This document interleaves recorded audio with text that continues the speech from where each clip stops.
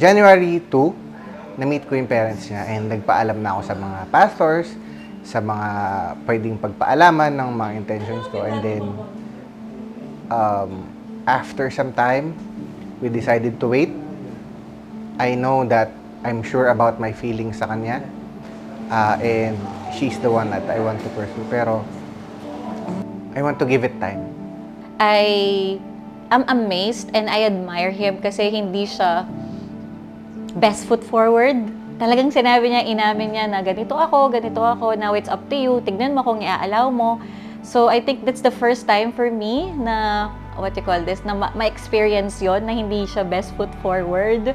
I mean, umamin sa vulnerability niya, sa mga weaknesses niya. And then on that same night, on our conversation, dun na clear na sa akin na okay, may chance to. Pagbigyan natin.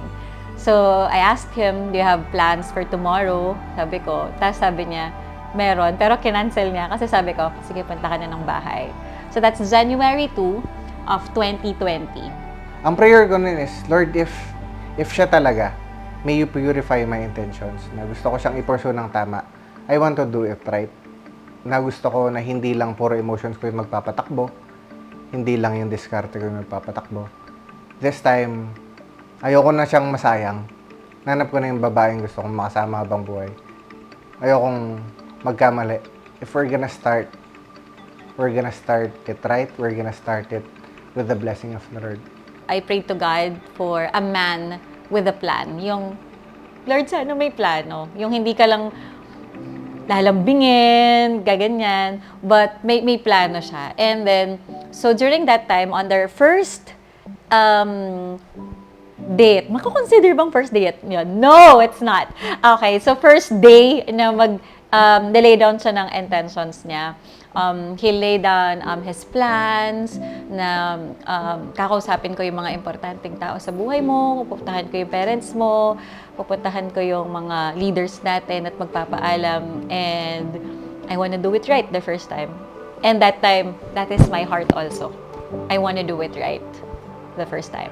So yun, parang for a few months, I think it's 10 months, hindi muna ako nanligaw. Nagpaalam ako pero we decided na mag-wait muna kami. And then when the time came for me to pursue her, nung nag-decide na nagpaalam kami, it was beautiful, ganyan na may blessing ng mga pastors, ng parents, ng family, ganyan. And sobrang perfect ng timing, as in, nandun yung buong family niya, ganyan, yung mga importanteng tao sa buhay niya. When I asked for her permission na manligaw ako, ganyan. Sobrang saya lang na finally, this is the person that I want to pursue for the rest of my life. And I want to make her feel na special siya. Na gusto kong malaman niya na karapat-dapat siyang hintayin. She's worth waiting for. She's worth pursuing. Na she's worth every effort that I can give her.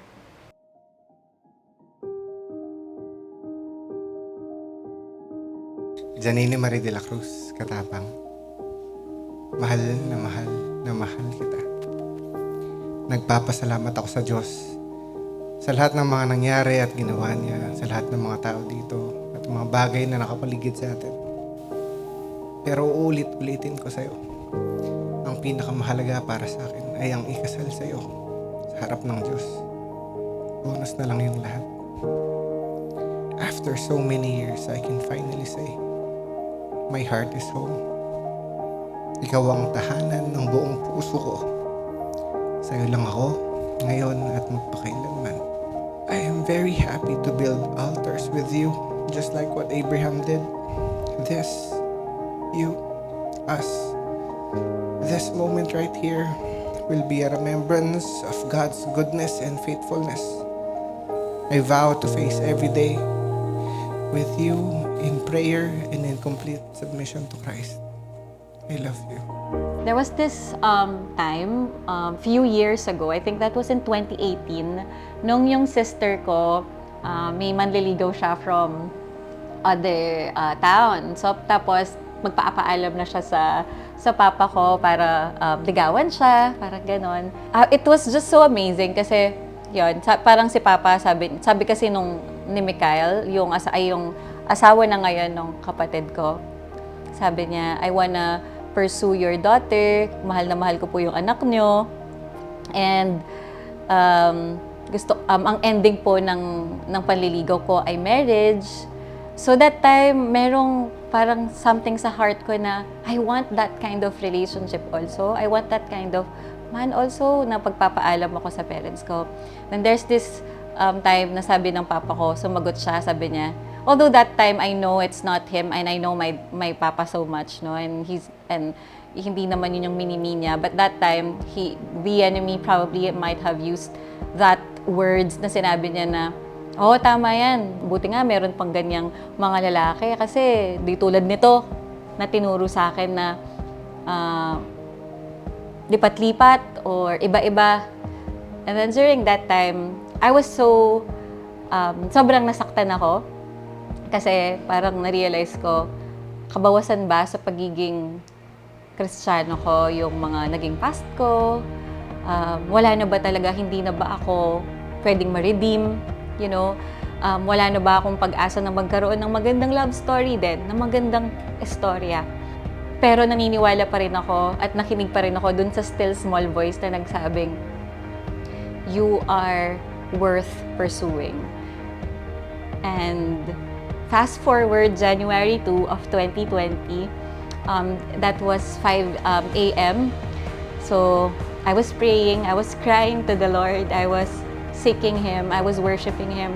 And then God told me, this is gonna be the day wherein yung mga may backdoor dun sa every time who's trying to chase me na you're not gonna be pursued, walang magmamahal sa'yo.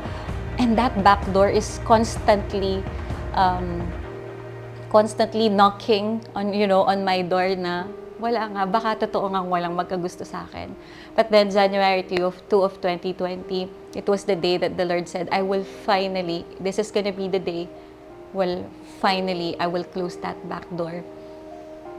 Dahil dumating na nga si Keb sa amin at pinagpaalam ako.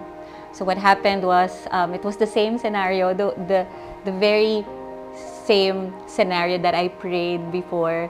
My parents were there, Keb was there, and then sinabi niyang intentions niya that mahal niya ako, that this will also end in marriage, and it was just a beautiful redemption kung paano ni-redeem ni Lord yung story na yon. And I remember, hawak ko lang sa kamay si Papa ko, and then he was kinda teary-eyed also because I was so amazed on how God is able to redeem stories, no matter how broken your past is, no matter how dark your past is or something like that. You know that God is able to redeem you and restore you. So it was such a beautiful story, and I will never forget that day.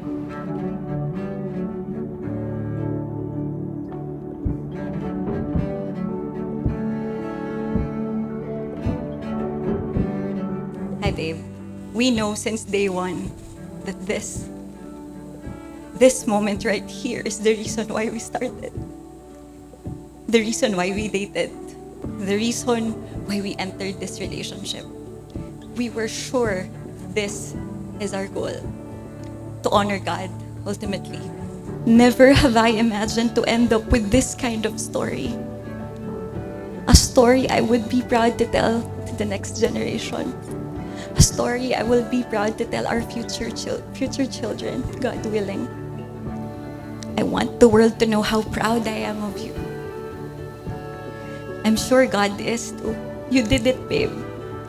Thank you for waiting for me. Thank you for fighting for me.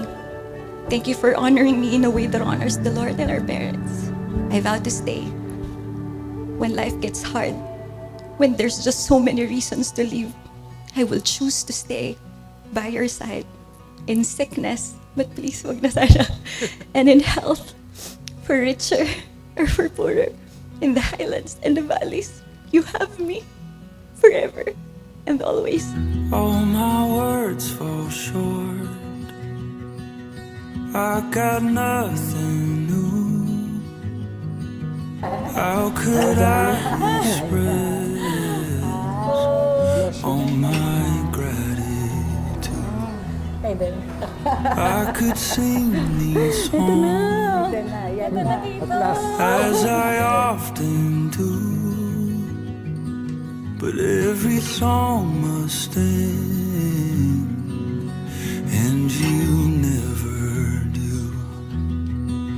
So I throw up my hands and praise you again and again, 'cause all that I have is a hallelujah, hallelujah. During the proposal, the day itself, medyo masama yung pakiramdam ko. So, like since morning, medyo wala na ako sa mood, masama yung pakiramdam ko, lumalabas-labas pa kami, ganyan. But then, parang meron ng konting hint na magpo-propose siya. Pero syempre, no, hindi ako sure at ayoko ding mag-assume, ganyan. Ito sa magical moment also for me. Kasi first time ko yon, no, na, of course, na family, tapos may fireworks pa. Sobrang ingay. Actually, hindi ko alam kung anong nangyayari.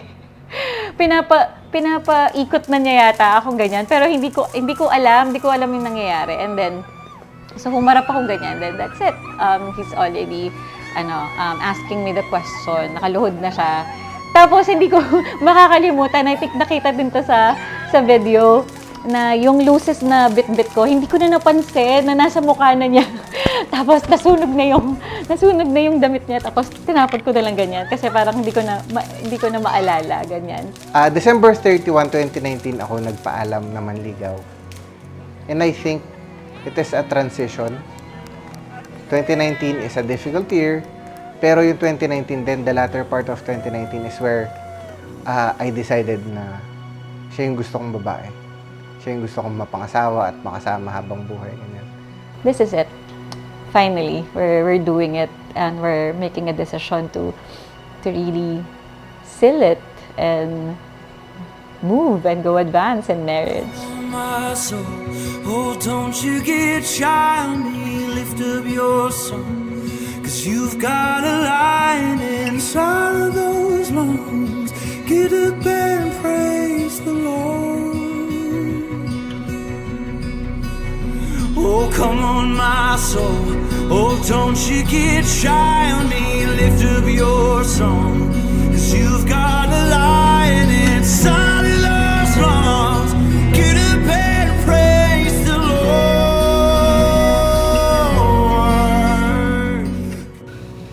The Word of God is crucial in any relationship, especially marriage. It is God, man, and woman. The only third party that will make this relationship work is God. Sabi ng Bible sa Joshua chapter 1 verse 8, "Do not let this book of the law depart from your mouth. Meditate on it day and night, so that you may be careful to do everything that is written in it. And with this, you will be successful."